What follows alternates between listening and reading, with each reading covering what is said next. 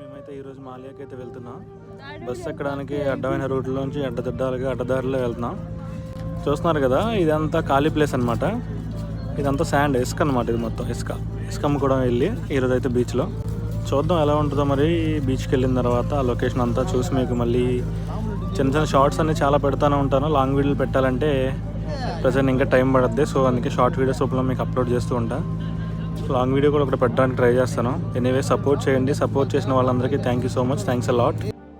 Channel అయితే ఇప్పుడే కొత్తగా స్టార్ట్ చేశాం కాబట్టి మీరు సపోర్ట్ ఇస్తే ఇంకా మంచి వీడియోస్ పెట్టడానికి ట్రై చేస్తాను. సో అందుకే మీకు నచ్చకపోయినా సరే ప్లీజ్ సబ్స్క్రైబ్ అండ్ లైక్ ఇవ్వండి. Thank you so much. ఇంతవరకు నా వీడియో చూసారంటే ఎంతో కొంత మీకు నచ్చే ఉంటుంది. ఇంక ఇలాంటి షార్ట్స్ మీకు ఎన్నో కావాలనుకుంటే ప్లీజ్ లైక్ అండ్ సబ్స్క్రైబ్.